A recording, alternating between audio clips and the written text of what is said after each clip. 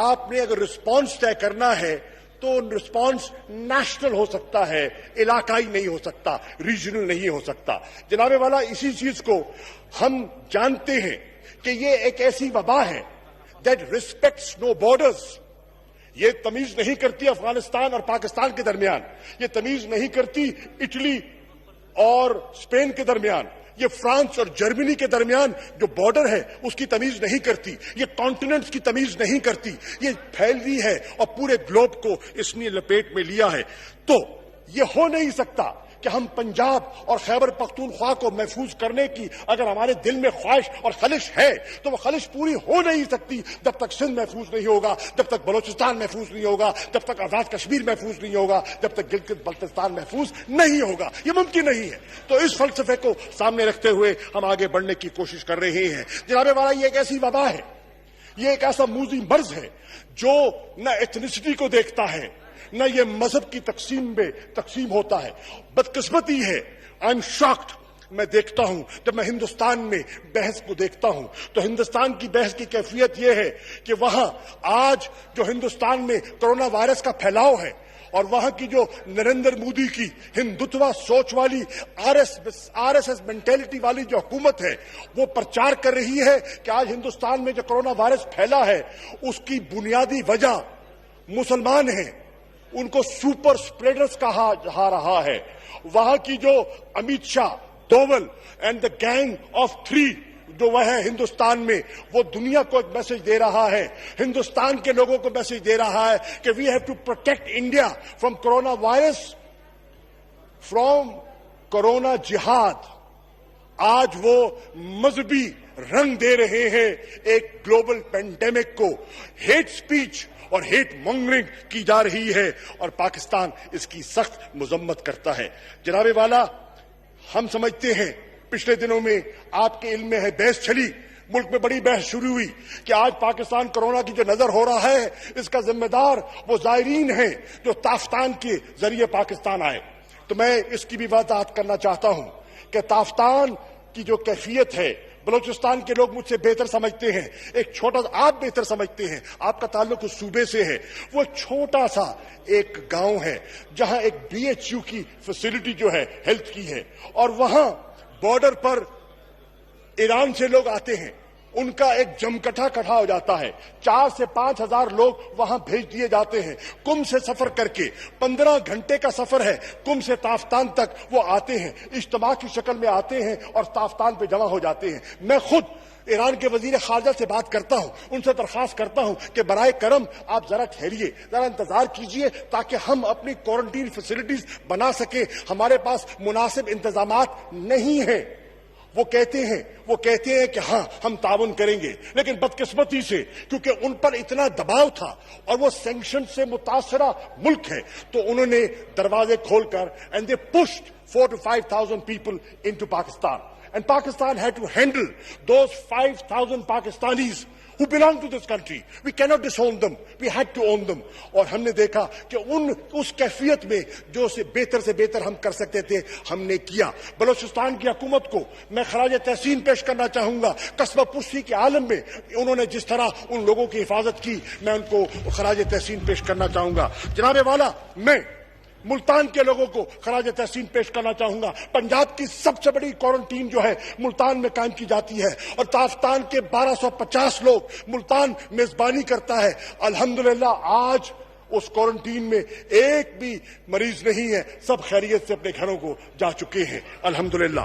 جناب والا, میں عرض کرتا چلوں, پھر ہمارے ملک میں یہ بھی بات آئی کہ جو کرونا ہے تبلیغیوں کی نظر کر دیا گیا, تبلیغیوں پر انگلی اٹھائی گئی.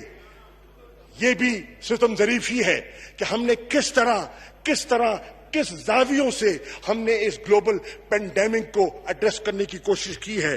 بہرنو میں آگے بڑھنا چاہتا ہوں.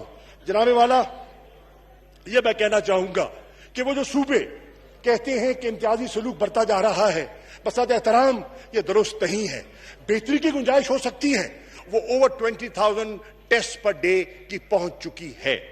جناب والا, جب یہ ہمارے سامنے آتی ہے وبا تو اس وقت پورے پاکستان میں 8 لیبز تھی جو فنکشن کر رہی تھی اور آج ہمارے ہاں تقریباً 70 کے قریب لیبز ہیں جو فنکشن کر رہی ہیں. یہ بتدریج اضافہ آپ کے سامنے ہے. جناب والا، کل اس وقت تک پاکستان میں 2,83,517 کیسز ہیں جو ٹیسٹ ہو چکے ہیں. میں اعتراف کروں گا، برملا اعتراف کروں گا کہ یہ فگر ناکافی ہے، بجا طور پر ناکافی ہے. اگر آپ پاکستان کی آبادی کا حجم دیکھیں تو اس سے موازنہ کریں تو دس از insufficient, inadequate. ہم کوشش کر رہے ہیں کہ اس میں بتدریج اضافہ ہوتا چلا جائے.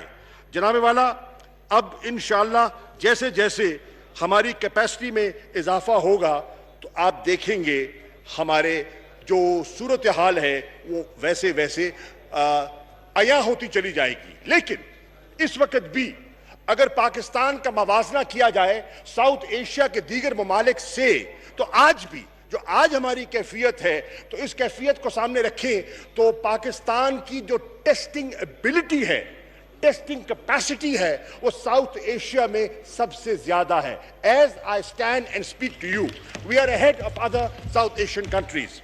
جناب والا، اب میں آپ کے سامنے 2 امپورٹنٹ حقائق جو ہیں وہ رجسٹر کرانا چاہتا ہوں، کیونکہ آپ نے ڈیبیٹ کا آغاز کرنا ہے اور ہم نے آپ کی ان پٹ سے مستفید ہونا ہے. جناب والا، پہلی بات تو یہ ہے، جب ہم ڈیبیٹ کرتے ہیں تو ہمیں ذہن نشین کرنا ہوگا کہ جو ہیلتھ کا سیکٹر ہے یہ بنیادی طور پر 2010 میں ڈیوالو ہو چکا ہے اور اس کا بنیادی ذمہ داری صوبائی حکومتوں کو منتقل ہو چکی ہے 18ویں ترمیم کے بعد. جناب والا، اگر ہم اس بحث کا جب آغاز کرتے ہیں تو ہمیں ذہن نشین کرنا ہوگا کہ اس عرصے میں ہمارے 2 اہم سیاسی جماعتوں کے قائدین تشریف فرما ہیں. ان ترامیم کے بعد صوبہ سندھ میں مسلسل 12 سال سے حکومت جو ہے وہ پاکستان پیپلز پارٹی کی ہے، اور پنجاب میں 10 سال پاکستان مسلم لیگ نون کو یہ شرف حاصل رہا کہ وہ حکمرانی کرتے رہے.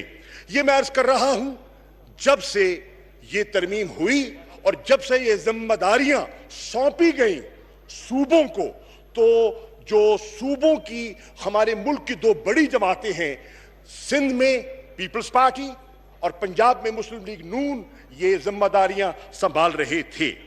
اب جناب والا، میں یہ بھی عرض کرتا چلوں کہ جب ہم بات کرتے ہیں کہ ہمارے ہاں انفیکشنز کی صورتحال کیا ہے اور ہمارے ہاں جو ڈیتھ ریشو ہے، ہم جب بات کرتے ہیں تو ہمیں ایک تقابلی جائزے کے سامنے بات کرنی ہوگی. ہم ہوا میں بات نہیں کر سکتے، ہمیں کوئی ڈیٹا کو سامنے رکھنا ہوگا اور ڈیٹا کی بنیاد پر ہم اپنی بحث کو آگے بڑھا سکتے ہیں.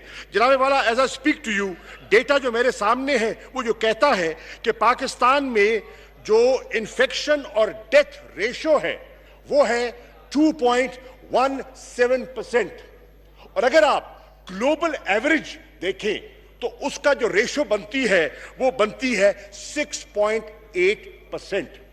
گو پاکستان میں ابھی ہم نے پیک کرنا ہے، ابھی چیلنج ہمارے سامنے آنا ہے، لیکن اس وقت کی کیفیت یہ ہے اور ہم یہ کہہ سکتے ہیں کہ اللہ کا لاکھ کرم ہے کہ اس وقت تک بھی اس کی رحمت ہم پر ہے، اور ہم ہمارا جو خیال تھا، جو پہلے ایک ٹریجیکٹریز بنائی جا رہی تھی، اور اس کو اگر ہم ذہن نشین کرتے تو ہمارا اب تک کے ہیلتھ سسٹم جو ہے وہ کلیپس ہو چکا ہوتا.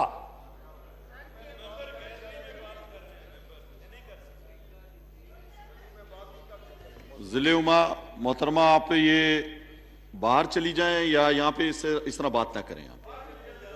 جی، رول الاؤ نہیں کرتا. جی شاہ محمود قریشی صاحب. تو میں عرض کر رہا تھا کہ اگر ہم کمپیریزن کریں ورلڈ ایوریج کا اور پاکستان کی ایوریج کا تو it's a very clear distinction, 2.17% compared to 6.8%. اب جناب والا، ہم نے اس وبا کا مقابلہ کرنے کے لیے کچھ بنیادی فیصلے کیے اور ان بنیادی فیصلوں میں کچھ اصول مرتب کیے. ایک کہ ہم جو فیصلے کریں گے اس میں ہم اجتماعی رائے کو اور کلیکٹیو وزڈم کا سہارا لیتے ہوئے آگے بڑھنا چاہیں گے، اور جناب والا اس کلیکٹیو وزڈم کو اجاگر کرنے کے لیے ہم نے